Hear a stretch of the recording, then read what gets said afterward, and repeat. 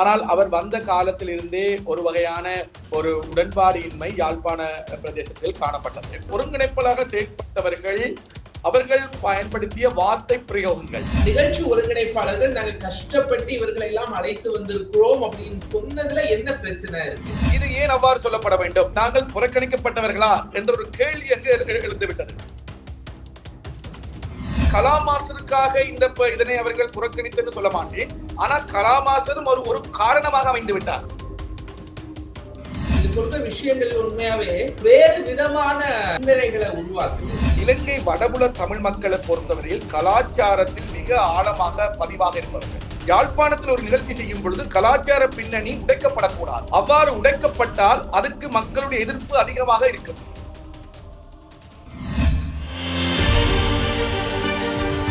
Black and white தமிழர்களுக்கு வணக்கம். அரச சூத்திரம் நிகழ்ச்சிக்கு உங்களை வரவேற்கிறேன். இலங்கையில கலா மாஸ்டர் ஒருங்கிணைத்த நிகழ்ச்சி யாழ்ப்பாணத்தில் நடைபெற்றது. மிக அதிக அளவுல அங்கு கூச்சல் குழப்பங்கள் தள்ளுமுள்ளி ஏற்பட்டு நிறைய பேர் பாதிக்கப்பட்டிருக்காங்க. அந்த செய்தி அப்படிங்கிறது இலங்கை மட்டுமல்லாமல் தமிழகம் மட்டுமல்லாமல் உலகம் முழுவதும் ஒரு பெரிய பிரச்சனையாக என்ன நடந்துச்சு இலங்கையில, ஏன் இந்த நிகழ்ச்சிக்கு இவ்வளவு பிரச்சனை அப்படிங்கிற ஒரு பேச்சு உருவாகி இருக்கிறது. உண்மையில என்னதான் நடந்துச்சு அந்த கலை நிகழ்ச்சிகள்ல அப்படின்னு பேசுவதற்காக இலங்கையின் சமூக செயற்பாட்டாளர் டாக்டர் ஜனகன் நம்மோடு இணைந்திருக்கிறாங்க. வணக்கம். வணக்கம். வணக்கம். நிறைய நிகழ்ச்சிக்காக தமிழ் மக்கள் இலங்கைக்கு வர்றது உண்டு, இலங்கையின் தமிழ் நிகழ்ச்சிகள் நிறைய நடக்கிறது உண்டு. ஆனா இந்த நிகழ்ச்சியில நடைபெற்ற பிரச்சனைகள் சமூக ஊடகங்கள் வாயிலா உலகம் முழுவதுமே ஒரு பெரிய பேசு பொருளாக உருவாகி இருக்கு. என்ன நடந்துச்சு அங்க? முதல்ல நன்றி எங்களை இணைத்துக் கொண்டதற்கு. உண்மையில் இந்த நிகழ்வு இடம்பெறுவதற்கு 3 மாதங்களுக்கு முன்னே நான் இன்னைக்கு இந்த நிகழ்ச்சியினுடைய ஒருங்கிணைப்பாளராக தொழிற்படுகின்ற கலா மாஸ்டர் அவர்கள் இலங்கைக்கு வந்து பல்வேறு வேலை திட்டங்களை செய்து கொண்டிருந்தார். ஆனால் அவர் வந்த காலத்திலிருந்தே ஒரு வகையான ஒரு உடன்பாடின்மை யாழ்ப்பாண பிரதேசத்தில் காணப்பட்டது. ஆனால் ஒரு விடயத்தை நீங்க புரிந்து கொள்ள வேண்டும். அதாவது போர் முடிந்த காலத்தில் இருந்து 12 ஆண்டுகள் 14 ஆண்டுகள் வந்து 14 ஆண்டுகளுக்கு மேலதிகமாக பல்வேறு விடயங்கள், பல்வேறு கலை நிகழ்ச்சிகள் இந்தியாவில் இருந்தும் பல நாடுகளில் இருந்து இந்த நாட்டில் இடம்பெற்றுக் கொண்டிருக்கின்றன. அதுவும் தமிழ் பிரதேசங்களில் மிக கோலாகலமாக பல்வேறு நிகழ்வுகள், இந்திய கலைஞர்கள், மிக முக்கியமான கலைஞர்கள், நாடக கலைஞர்கள், இசைக்கலைஞர்கள் என்று எல்லோரும் வந்து நிகழ்ச்சிகளை செய்து கொண்டு போகின்றார்கள். அண்மையில் கூட சந்தோஷ் நாராயணனுடைய இசை நிகழ்ச்சி கூட மிக பிரபல்யமாக எங்கு இந்த பிரச்சனை நடந்ததோ அதே திடலில் அந்த மைதானத்தில் இடம்பெற்றிருந்தது. அந்த அளவுக்கான கூட்டம் கூட்டம் வந்திருந்தது. ஆனால் அன்று இல்லாத ஒரு விடயம் இன்று ஏன் இடம்பெற்றது என்பதனால் இங்கு கேள்வியாக அமைகின்றது. அந்த இடத்தில் நான் 2 விடயத்தை இங்கு நான் குறிப்பிட விரும்புகின்றேன். நாங்கள் அவதானித்த விடயமாக நாங்கள் பார்க்கின்றோம். ஒன்று, ஒருங்கிணைப்பாளராக செயல்பட்டவர்கள் அவர்கள் பயன்படுத்திய வார்த்தை பிரயோகங்கள்.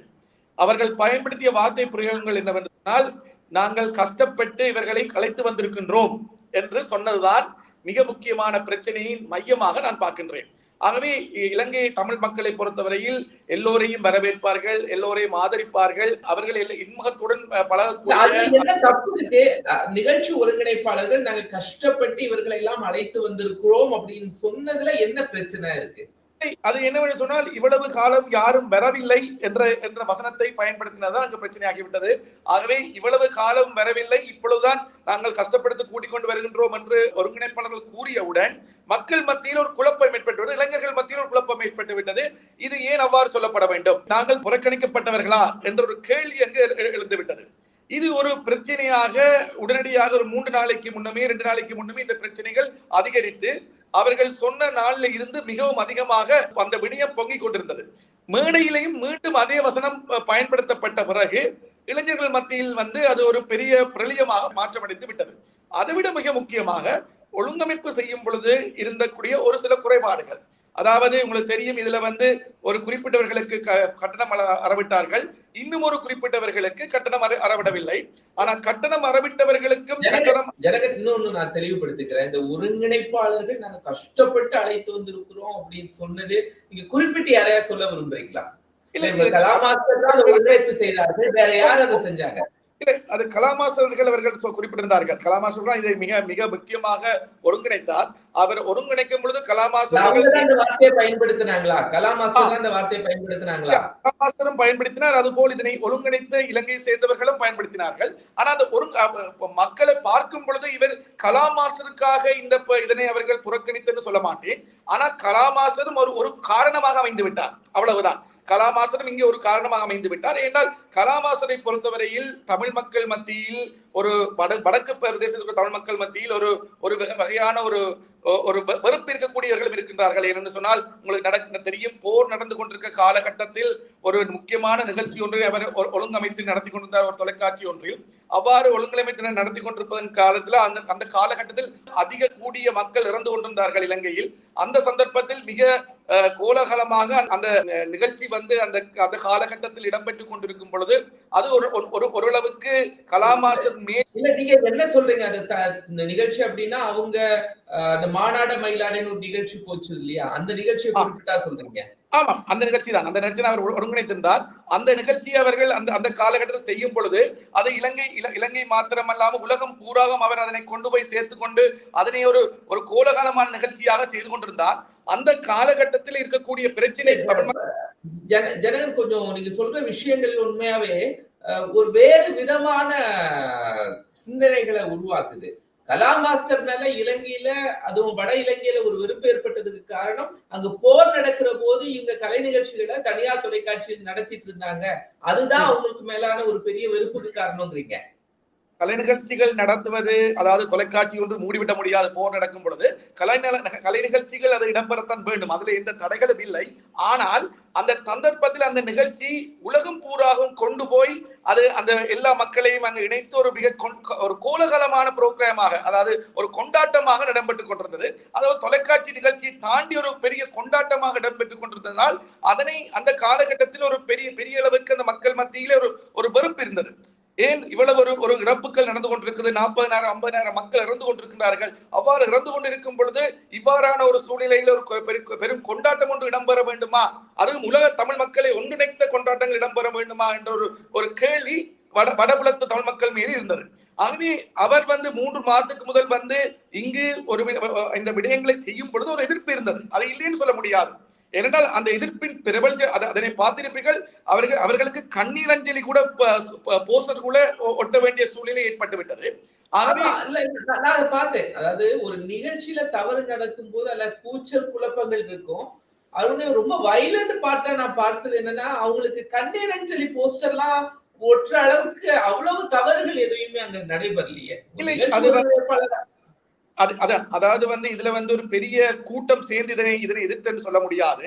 ஒரு சிறிய கூட்டம் அவர்களை எதிர்த்திருக்கின்றார்கள். வடபுலத்தில் அதுக்கான எதிர்ப்புகளை காட்டியிருக்கிறார்கள். அவை நான் சொல்கின்றேன், வடபுலத்து மக்கள் அனைவருமே கலாமாசரை எதிர்த்தார்கள் என்று சொல்ல முடியாது. ஆனால் ஒரு குறிப்பிட்ட கூட்டமான மக்கள் அவர்களுக்கான எதிர்ப்பினை அவர்கள் அந்த இடத்துல காட்டியிருக்கிறார்கள். ஆகவே அவர்கள் நீண்ட கால ஒரு பகையை அவர்கள் இந்த சந்தர்ப்பத்தில் காட்டியிருக்கிறார்கள் என்றுதான் நான் பார்க்கின்றேன். ஆகவே இந்த சந்தர்ப்பத்தில் மிக முக்கியமான விடயம் என்னவென்றால், ஒரு 40,000 50,000 மக்கள் கூட போகின்றார்கள் என்றால், அதாவது இலங்கையை பொறுத்தவரை தெரியும், வடபுலத்தை பொறுத்தவரையில் அவ்வளவு மக்கள் கூடக்கூடிய பெரிடங்கள் இல்லை. ஆனால் அந்த இடம் ஒரு குறிப்பிட்ட இடத்தில் மட்டும்தான் கூட முடியும். அவ்வாறு கூடும் பொழுது அதனை ஒழுங்கமைக்கக்கூடிய கட்டமைப்பு ஒன்று அங்கு உருவாக்கப்படவில்லை. மிக முக்கியமாக இந்த நாட்டினுடைய பாதுகாப்பு துறையுடன் ஒரு நெருங்கிய அடிப்படையில் முறையான ஒரு ஒழுங்கமைத்தல் ஒன்று செய்யப்பட்டிருக்க வேண்டும். ஆனால் நான் நேரடியாக பார்த்தேன் என்னவென்று சொன்னால், அங்கு பாதுகாப்பு உத்தியோகஸ்தர்கள் முறைப்படுத்தப்படாமல் நிலைமையான காணப்பட்டது. ஏனென்றால் அவர்களுக்கு இங்கு என்ன நடக்குது என்று கூட முறையாக ஒன்றும் விளங்கவில்லை. ஆகவே அவர்கள் ஏதோ ஒரு நிகழ்ச்சி நடக்கிறது, அதற்கு நான் பாதுகாப்பு கொடுக்கின்றோம் என்றுதான் நினைக்கிறார்களே ஒழிய, யார் வந்திருக்கிறார்கள், அவர்களுக்கான பாதுகாப்பு அந்த நிகழ்ச்சிக்கு யாரெல்லாம் வந்திருந்தாங்க? நான் நினைக்கிறேன் தமனா அவர்கள் வந்திருந்தார்கள். கரிகரனுடைய நிகழ்ச்சியினுடைய பாடகர் கரிகரன் வந்திருந்தார். அதுபோல் விஜய் டிவி சார்ந்த கலைஞர்கள் பலர் பேர் வந்திருந்தார்கள். இப்படி பல கலைஞர்கள் வந்திருந்தார்கள். நடிகர் சிவா அவர்கள் வந்திருந்தார்கள். அப்படி பலர் வந்திருந்தார்கள். ஜோகி பாபு வந்திருந்தார். ஜோகி பாபு அவர்கள் வந்திருந்தார்கள். அவர் சிறந்த, அதாவது மிக முக்கிய கலைஞர்கள் வருவார்கள். அவர்கள் வரும் பொழுது இவ்வாறான ஒரு மக்கள் கூட்டம் அதிகரிக்கும் என்ற விடயத்தினை சரியான முறையில் பாதுகாப்பு உத்தியோகத்தர்களுக்கு கூட அவர்கள் கொடுக்கவில்லை என்பதுதான் இங்கு இருக்கக்கூடிய குறைபாடாக நாங்கள் பார்க்கின்றேன். ஆகவே ஒழுங்கமைக்கப்பட்ட ஒரு முறையில் இந்த நிகழ்ச்சி நடைபெறாதுதான் காரணமே ஒழிய தமிழ் மக்கள், இலங்கை தமிழ் மக்கள் என்றைக்கும் இந்திய கலைஞர்களை ஆதரிப்பவர்கள், அவர்களை வரவேற்பவர்கள், அவர்களுக்கு இவ்வளவு காலம் தொடர்ச்சியாக அதற்கான சந்தர்ப்பங்களையும் அதுக்கான ஆரவாரமான வரவேற்பையும் அவர்கள் வழங்கியிருக்கின்றார்கள் என்பதுதான் உண்மை. இல்ல, இதுக்கு முன்னாடியும் இலங்கை போருக்கு பின்பாக நிறைய நிகழ்ச்சிகள் இலங்கை மண்ணில் பல்வேறு பகுதிகளில் நடந்திருக்கு. நீங்க சொன்ன மாதிரி யாழ்ப்பாணத்துல கூட நிறைய நடந்திருக்கு அப்படிங்கிறீங்க. பட் இது நிகழ்ச்சி ஏற்பாட்டாளருக்கு ஒரு சரியான புரிதல் இருக்க தானே செய்யும். நிகழ்ச்சினா இவ்வளவு கிரௌடு வரும், அவங்க இவ்வளவு பாதுகாப்பு கொடுக்க வேண்டும். முதலில் வடபுலத்திலே இலங்கையில ஒரு இடத்தை நீங்க அறிந்து கொள்ள வேண்டும். இலங்கை வடபுல தமிழ் மக்களை பொறுத்தவரையில் கலாச்சாரத்தில் மிக ஆழமாக பதிவாக இருப்பவர்கள். அவர்கள் கலாச்சார ரீதியாக ரொம்ப ஆழமான அமைப்பு அவரிடம் இருக்கு. ஒரு இலங்கையில் கொழும்பில் ஒரு நிகழ்ச்சி செய்வதை விட யாழ்ப்பாணத்தில் ஒரு நிகழ்ச்சி செய்யும் பொழுது கலாச்சார பின்னணி உடைக்கப்படக்கூடாது. அவ்வாறு உடைக்கப்பட்டால் அதுக்கு மக்களுடைய எதிர்ப்பு அதிகமாக இருக்கும். ஒழுங்கமைத்தவர்கள் இதனை கருத்தில் கொள்ளவில்லை. நிகழ்ச்சி ஒழுங்கமைத்தவர்கள் அங்கு கலாச்சார விடயங்கள், உதாரணமாக போன முறை சந்தோஷ் நாராயணர்கள் வரும்பொழுது அவருடைய நிகழ்ச்சியை ஒழுங்கமைத்தவர்கள் அவரை இலங்கையுடைய தியாகி தீபன் அவருடைய இடத்துக்கு கொண்டு போய் அவரை வணங்க வைத்து, அதுபோல் பல்வேறு அங்கே இருக்கக்கூடிய மத விடயங்களில் ஈடுபடுத்த வைத்து விட்டால் அந்த கலாச்சார நிகழ்ச்சியை ஆரம்பித்தார்கள். ஆகவே மக்கள் மத்தியில் அவர்கள் மக்களுடன் ஒன்றிணைந்தவர்களாக காணப்பட்டார்கள், அவர்களை ஆதரித்தார்கள். இங்கு என்ன இடம்பெற்றது என்று சொன்னால் இது ஒரு வெறுமனவே, அதாவது அந்த யாழ்ப்பாணத்தை அந்த கலாச்சாரத்தை மதிக்காத அடிப்படையில் ஒரு நிகழ்ச்சியாக, அது நேரடியான நிகழ்ச்சியாக அது காட்டப்பட்டதுதான் பிழையான ஒரு கோணத்தில் மக்கள் அதை பார்க்கக்கூடிய சூழ்நிலை ஏற்பட்டது. ஆகவே நீங்கள் நினைக்க வேண்டும், அதாவது இவ்வளவு காலம் இவ்வாறான பிரச்சனை வரவில்லை.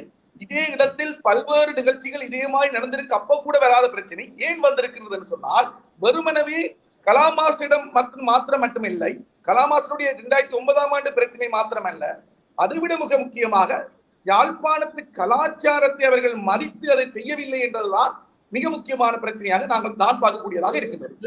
அந்த பிரச்சனை யாருக்கா ஏதாவது பாதிப்பு ஏற்பட்டுச்சா ஜனகர்? நிச்சயமாக அந்த சந்தர்ப்பத்தில் கிட்டத்தட்ட குறிப்பிட்ட அளவு மக்களுக்கு அந்த தள்ளுமுள்ளு ஏற்பட்ட காரணத்தினால் அவர்கள் உடனடியாக காயப்படுத்தப்பட்டார்கள்.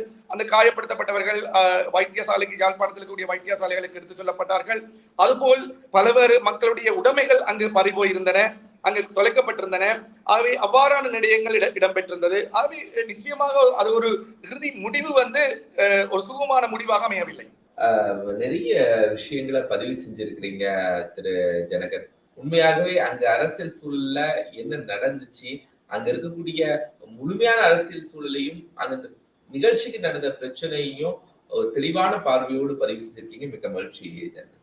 நன்றி நன்றி நன்றி.